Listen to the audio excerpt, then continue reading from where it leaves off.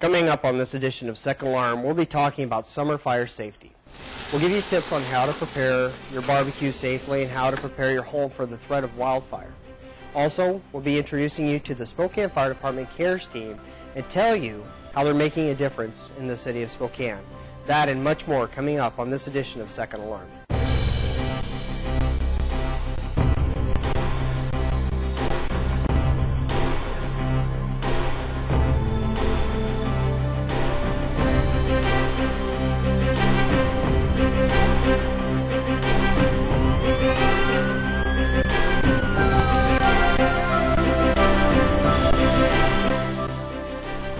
Summer is here and many Spokane residents are doing their cooking outdoors.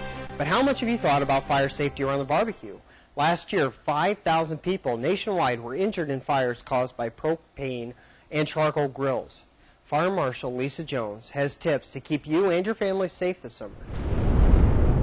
Characteristically, this time of year, we see a lot of fires associated with barbecue grills, either charcoal or gas grills on decks of apartment buildings or homes. People kind of get careless. They go inside, they think the fire's out or the charcoal's out, and maybe their dog or cat jumps up and licks the meat drippings off the grill and knocks the barbecue grill over, catches a deck on fire. It's hot and dry this year. You might have some yard debris right outside, dry leaves or pine needles, and next thing you know, you have a fire burning out the back of your house. Especially worrisome when you live in an apartment building, because that fire can go right up from one deck to the next and just hop right up and over. So it's pretty dangerous. We like to remind people just to be safe during the summer. Always use your barbecue grills outside. Occasionally we'll have people, especially in the winter months, think that they can barbecue inside. They don't want to go outside. Terrible idea. Very risky. Can lose your life every year. Either we see or hear of somewhere somebody dying from bringing their barbecue grill inside. It's also important to not have it inside of a tent or a canopy area. You get toxic gases building up, and that can cause an explosion. It can cause carbon monoxide poisoning to people, and it's just, not safe. So if you keep it outside in open air, a good distance away from combustibles, away from siding, anything else that'll burn, lawn furniture, awnings, flags. Don't wear any loose clothing, and be careful that you use the right type of lighter fluid if you're using charcoals for barbecuing. Sometimes people try to throw gasoline on there, and especially don't throw the fluid on there when it's already lit. You have a significant number of burn injuries and fires start that way as well. More and more people are using gas grills. They're convenient, they're easy. People just need to be careful every year. If you're buying a new one, if you're buying a new grill or you're bringing out your old one from last year, make sure you perform adequate maintenance. Check all the valves, check all the connection points. There's a real easy test you can do to check for leaks. Get a little spray bottle, put a couple squirts of soap, dish soap in there, fill the rest up with water, and just squirt all the connection points and hoses with the soapy water and turn it on, turn on the gas, and if you have any kind of bubbling at any of those points, then you know you have a leak. You can take that time to tighten up those valves or other connection points, and then if you still have a leak after that, take it into the professionals for maintenance. With charcoal, you need to be careful to use the right type of fluid. There's lighter fluid that goes right along with charcoal, or your mesquite chips. Don't want to throw gasoline or any other kind of fluid on there to keep the flames going. And make sure that you soak your coals before you light the fire. Don't ever add lighter fluid or any other type of fluid after the charcoal briquettes have already been lit. You need to make sure you clean out the grease traps too, whether you're cooking with gas or charcoal. You get grease buildup, of course, throughout the year, and give those grills a good scrub, and the grease trap as well. Make sure you clean those out. Have some fires start from buildup of grease as well. Every year, unfortunately, we end up having fires start from people who store their coals either from their stove or their barbecues in a cardboard box on the back deck. Not a good idea. Make sure you put them in a metal, non-combustible container, well away from the house. Put a lid on it so if the wind kicks up, it doesn't spread, and just make sure that you do that on a regular basis. The warmer temperatures of the summer also mean an increased risk for wildland fires. This summer has already seen one of the worst wildfires in Spokane's history, the Valley View fire, which burned 11 homes. You can take steps to protect your home now before a wildfire strikes. Battalion Chief Mike Inman has tips to make your yard fire-wise. There are a number of things you can do to minimize the possibility of your property becoming involved in the urban or wildland type of fire, and we call that defensible space. The rule of thumb is pretty much like a 30 to 100 feet out from the structure. There are a number of things that you can do around the structure, such as take combustibles like wood that you're going to be using, a wood-burning stove, and store them away from your structure. Clearing out branches on trees in your yard up 15 feet, because that is what we call ladder fuel. It'll get the fire up into the trees and it'll run a lot faster, become a lot more intense, and we get what we call a blow up where everything is igniting. Cleaning the crowns out or thinning the trees out so there's about 15 feet between the crowns of the trees or the tops of the trees slows that down to a large degree. Cleaning up debris, old pine needles, leaves, keeping your yard watered. Certain types of vegetation are less prone to catch on fire than other types of vegetation. Just things like that would help out significantly. If we have a major event, we have a certain number of firefighters that are on duty in the county or in the city at any given time, and then we have what we call mutual aid, but we can stretch those resources rather thin if we have certain types of weather conditions coming in, specifically winds. We have dry air or that sort of thing. And when they do stretch thin, then if we have to dedicate a lot of resources to a wildland fire, we don't have the resources available necessarily for other instances without a longer response time or a callback situation. So not all of the emergencies are getting taken care of as rapidly as we'd like to when we have those types of events. It helps the resources. If we have a set number of firefighters that are working in a neighborhood for protection of property, if we have one that's with a defensible space, we can dedicate our resources to a more dangerous situation that might be in that neighborhood, not even getting up to your defensible space. And one thing I'd like to caution you about is the use of garden hoses. Garden hoses really, if the fire is really coming in under power on you, a garden hose isn't going to protect you. It's going to take that little bit of water you've been able to put on your structure and evaporate it off very rapidly and overtake that garden hose. As you can see with the firefighters, we have larger hoses, and sometimes we have to pull back. And we're putting a lot more water out than what a garden hose will.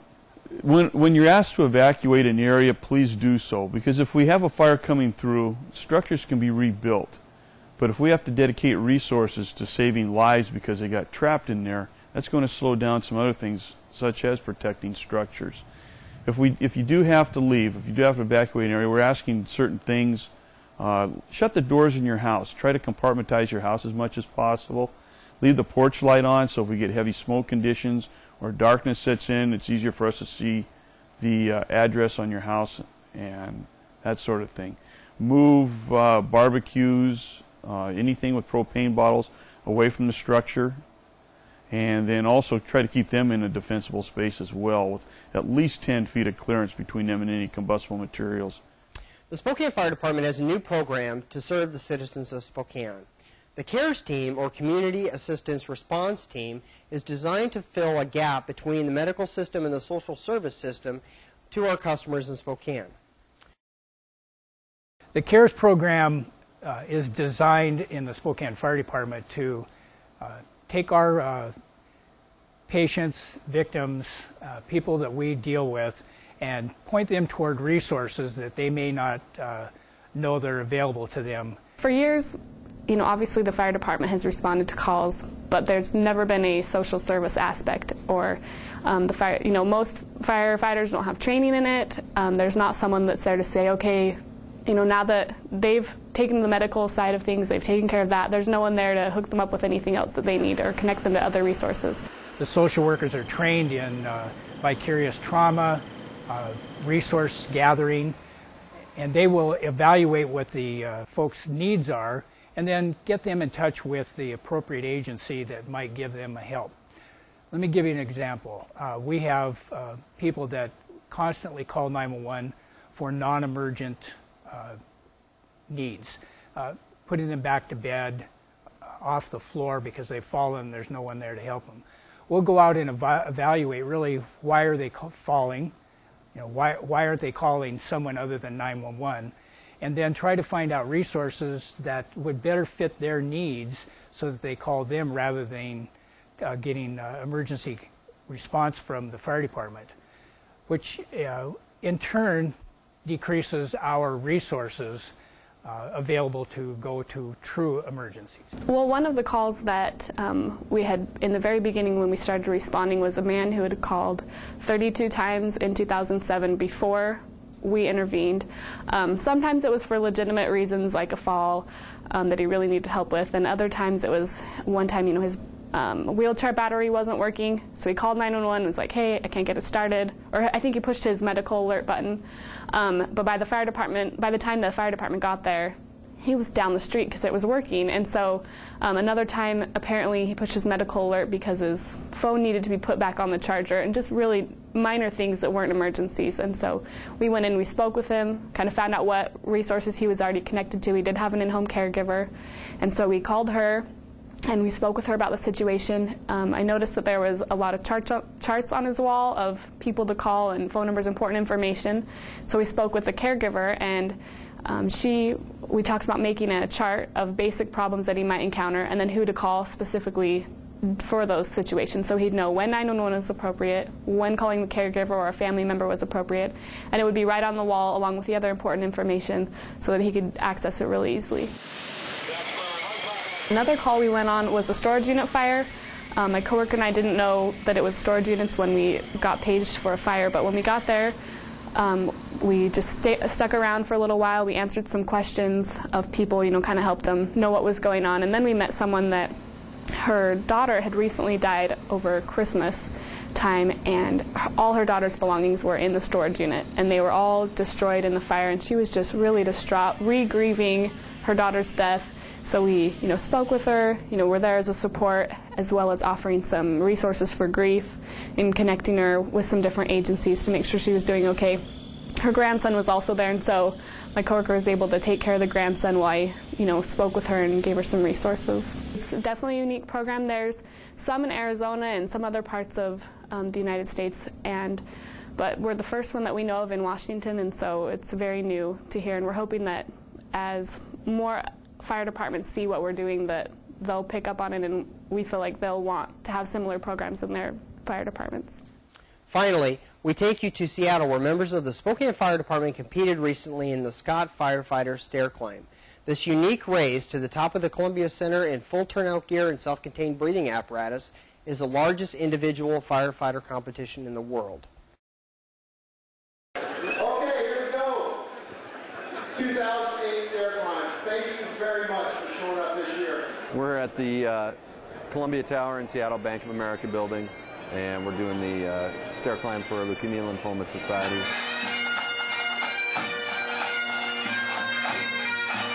We've got about 10 guys from the job going to do the climb today. 69 floors. We've been training the last couple months to do this.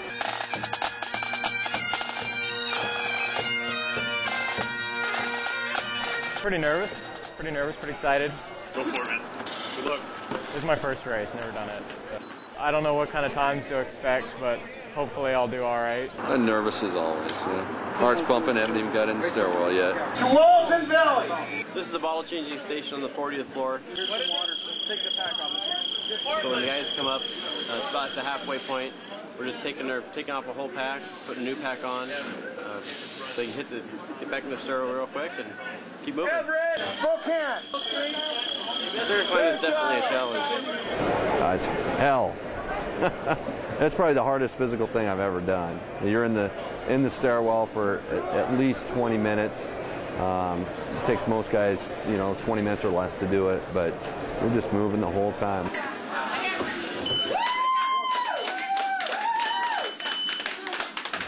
On air, it's hot, so it's tough. How was it? That was hard, really hard. It seemed like a lot harder than last year. Hey guys, we're getting a little bit take a couple close. breaks Once you get a bottle of water in, It is a very big event. It is right now the single largest firefighter competition in the world, and we're so proud of it. It's a great group that comes out every year. All the donations go towards the Leukemia Lymphoma Cancer Research Society. Last year we raised $365,000, and our goal this year is to beat the $400,000 mark. And that's really what this is all about. I know a lot of guys are looking for fast times, but it's really neat to see everybody here, all the registration fees going towards the cause and all the fundraising. So that's really what this is all about. That's all for this edition of Second Alarm. To catch back editions of Second Alarm, check out our website at www.spokanefire.org. We welcome your questions and comments. Feel free to drop us a line at fire@spokanefire.org, or you can call us at 509-625-7000. Thanks for watching, and please stay safe.